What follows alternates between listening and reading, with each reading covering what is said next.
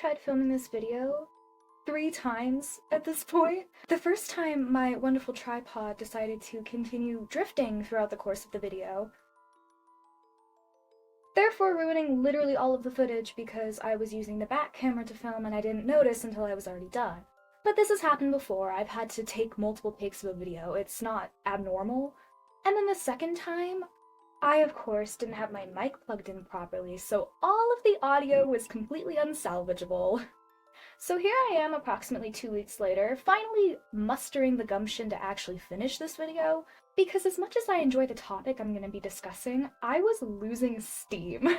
Of course, my community post from a few weeks ago said that I intended to get this video out about a month ago now, but circumstances aside, I'm here now and I'm very sorry for the wait.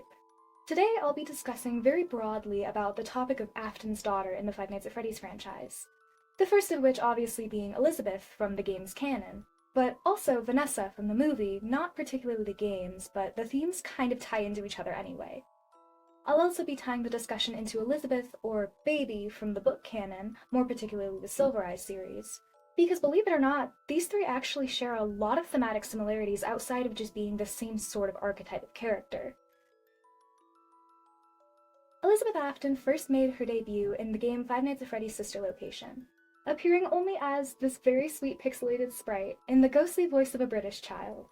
It becomes apparent through the mini-games that she was unintentionally killed by William Afton's robot, which, yes, was designed to capture and kill children, but certainly wasn't designed to capture and kill his own daughter.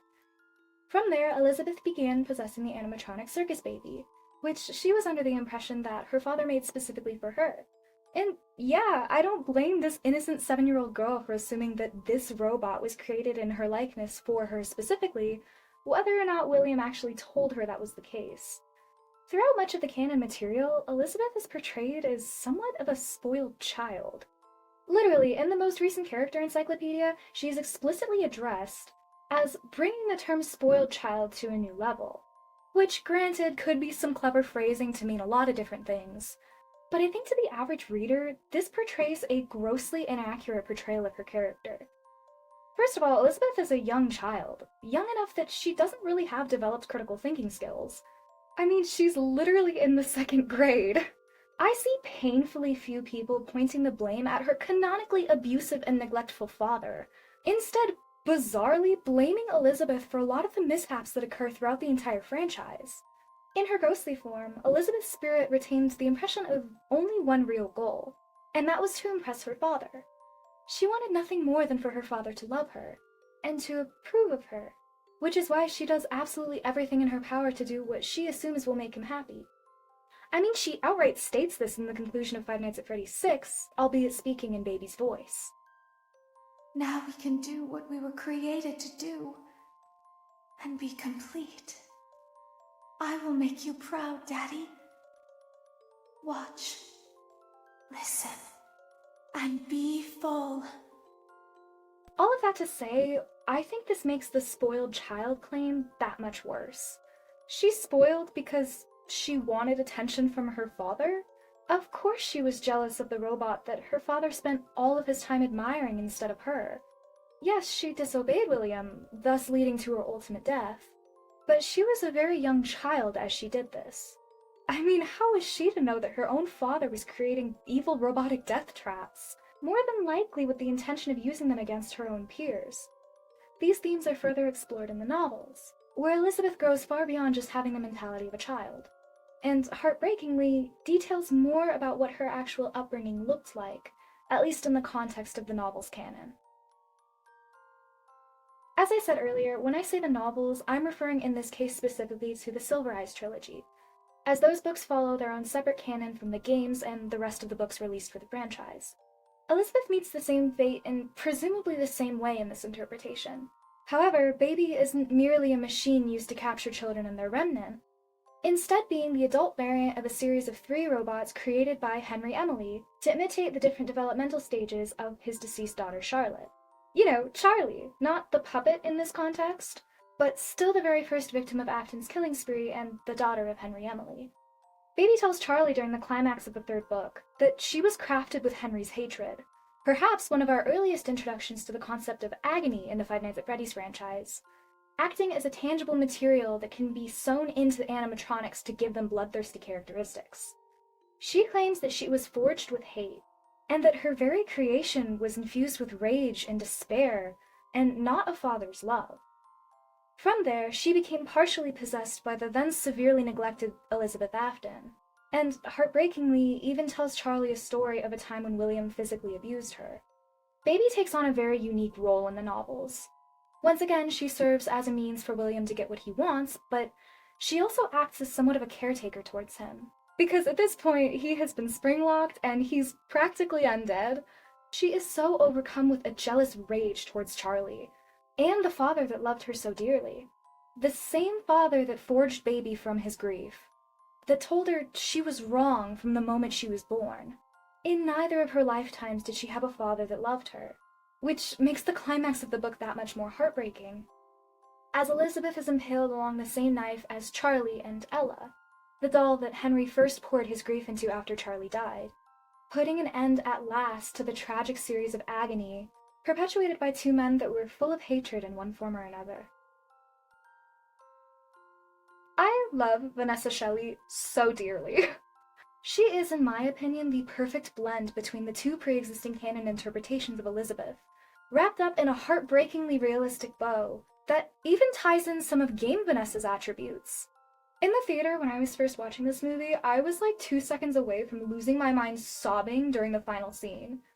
Watching Elizabeth's character being handled so beautifully, in a way that finally showed the complexity of her character, her trauma and her innocence, it was equal parts heartbreaking and also exactly what I wanted to see. But I'm getting ahead of myself here.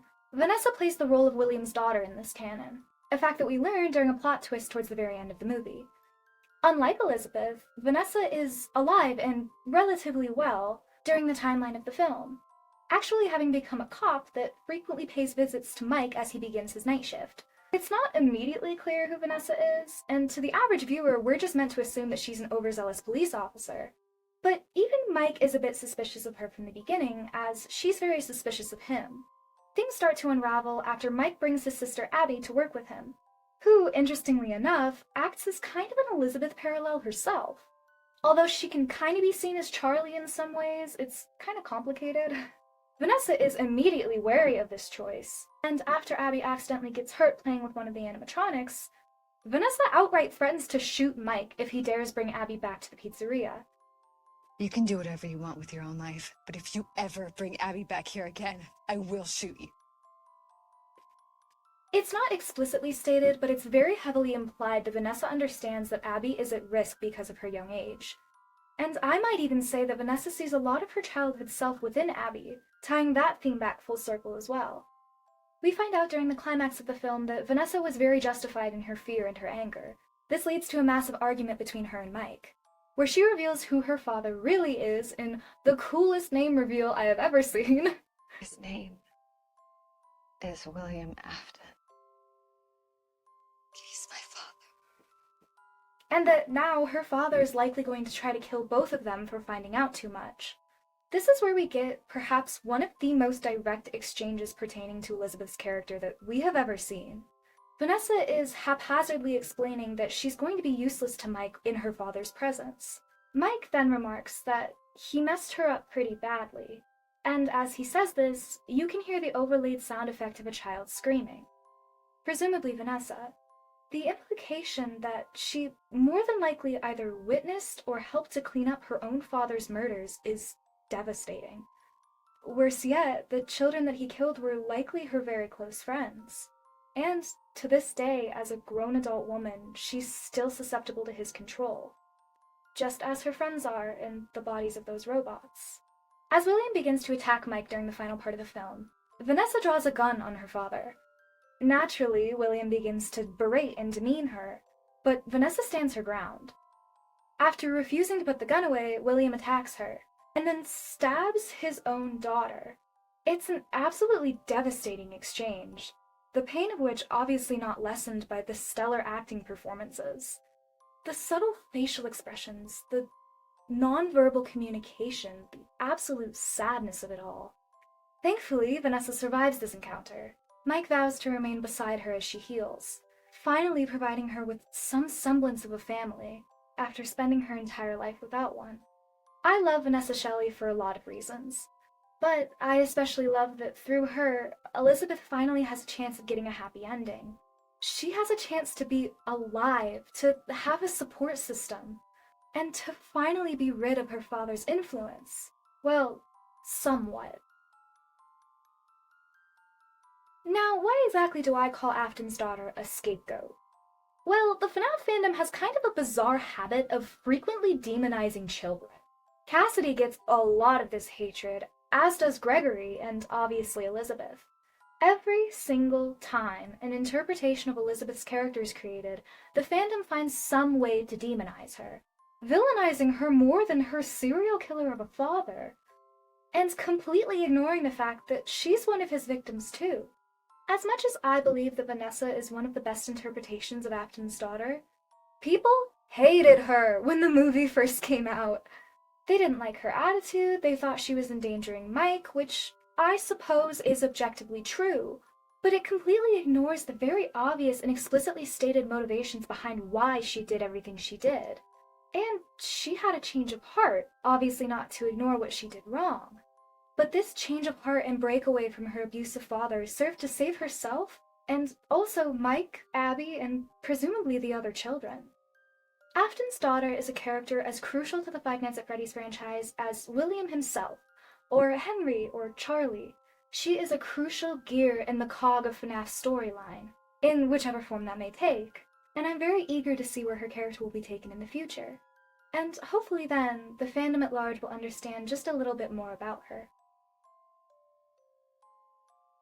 Thank you so much for watching, and thank you for your patience. I know it's been like a month since I've posted. If you're new here and you happen to like anything on this list of topics, please consider subscribing because I will be back with a video very, very soon. I promise. Bye!